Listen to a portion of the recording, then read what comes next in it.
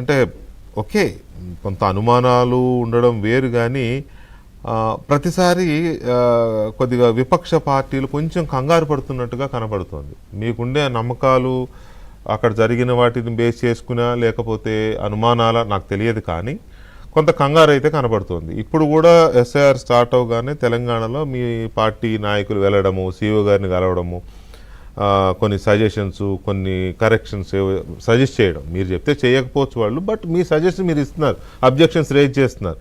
కానీ ఇది కంగారా ఎస్ఐఆర్ తో ఫలితాలు మారిపోతాయని?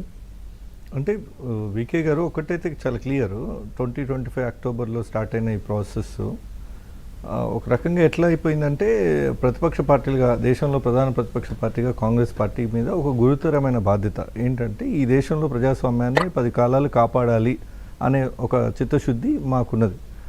దాంతోపాటుగా మా శత్రువులే మారిపోయారు. అంటే మేము రాజకీయంగా ఎవరినైతే ప్రత్యర్థిగా భావిస్తామో, అది మొదటగా సిద్ధాంత వైరుధ్యం ఉన్న బీజేపీయో వారి ప్రధాన అభ్యర్థి మోడీ గారు ఉండేది. ఈ special intensive revision SIR sir అని ఏదైతే మొదలుపెట్టిండ్రో ప్రక్రియ, అది స్టార్ట్ అయినాక election commission and BJP team కలిసి మా మీద దాడి చేస్తున్నాయి. అంటే రాజకీయం చేస్తే నేరుగా రాజకీయం చేయాలి.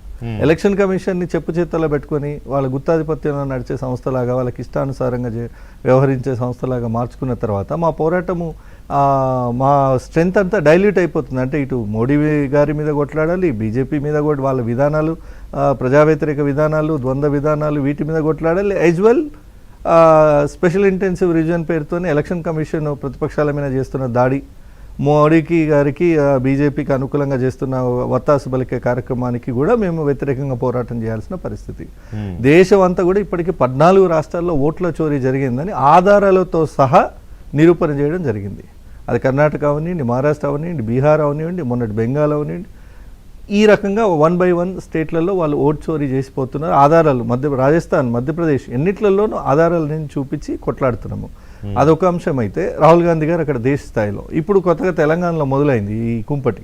ఇప్పుడు దీన్ని ప్రొటెస్ట్ చేయడానికి, దీని విషయంలో అత్యంత జాగృతంగా, అత్యంత విజిలెంట్గా ఉండడానికి కోసమని ఎలక్షన్ కమిషన్ కూడా నిన్న మా రాష్ట్ర అధ్యక్షులు మహేష్ కుమార్ గౌడ్ గారి నేతృత్వంలో ముఖ్య నాయకులందరూ కలిసి ఒక రిప్రజెంటేషన్ ఇవ్వడం జరిగింది. ఏంటి, ఎస్ఐఆర్ పైన అనేక అనుమానాలు, అనేక లోపాలు ఎస్ఐఆర్ సిస్టంలో ఉన్నాయి అని వారికి దృష్టికి తీసుకుపోయినాం.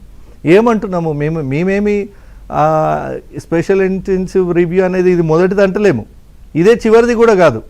కానీ ఏదైతే ఈ ఎస్ఐఆర్ అనే సిస్టమ్ని అడ్డుపెట్టుకొని ఓట్ చోరీకి పాల్పడుతున్నారో, టార్గెటెడ్ ఓట్స్ అనుకోకుండా, తెలియకుండానే ఆ సదరు ఓటర్కి తెలియకుండా వాడికి వాడి సమస్యను, వాడి విజ్ఞప్తితో వినే అవకాశం లేకుండా డిలీట్ చేస్తున్నారో, ఆ ప్రాసెస్ని మేము వ్యతిరేకిస్తున్నాం. ఇక్కడ ఏదో మోడీ గారు రాజకీయాలకు, బీజేపీ రాజకీయాలకు భయపడేది కాదు. ఈ దొంగ చాటున చేస్తున్న ఈ రాజకీయాలను మేము ప్రశ్నిస్తున్నాం. దానిలో కొన్ని ముఖ్యమైన అంశాలు చెప్తాను నేను. అంటే ఒక పాయింట్లో ఎట్లా ఉండే అంటే, సుప్రీంకోర్టులోనే ఒక సాధారణ వ్యక్తిని ముందు తీసుకొచ్చి సుప్రీంకోర్టు గారు జడ్జి గారి ముందు పెట్టి, సరే ఈయన బతికున్నాడు కదా అంటే, బతికే ఉన్నాడు, నిలబడి వీడు చనిపోయిన ఓటు హక్కు తీసేసింది సార్ అని చెప్పే పరిస్థితి వచ్చింది. అంటే సుప్రీంకోర్టుకు కూడా ఆధారాలు కళ్ళ ముందట పెట్టే పరిస్థితి, దేశం కళ్ళు తెరిపించే పరిస్థితి. బతికినోని చచ్చిపోయినట్టు, ఎక్కడో పని చేసుకునడానికి పోయినని తీసేసినట్టు, లేదా వాళ్ళకు ఒక పాకెట్స్ ఉంటాయి కదా. ఇప్పుడు సపోజ్ ఒక స్ట్రాంగ్ కాంగ్రెస్ హోల్డ్ ఉన్న పాకెట్ ఉందనుకోండి, ఆ ఏరియాలో 30 seconds, 20 seconds, 15 secondsకి ఒకటి. యాక్చువల్లీ ఎస్ఐఆర్లో అది డిలీట్ చేయడానికి కమ్సే కమ్ ఒక 2 నిమిషాలు పడుతుంది ఒక్క ఓటు డిలీట్ చేయడానికి అని రోబోట్లు అని పెట్టి, ఒక కార్పొరేట్ సెంట్రల్ ఆఫీసులు, కొన్ని సాఫ్ట్వేర్ కంపెనీలను ఈ టాస్క్ మీద బీజేపీ ఎంగేజ్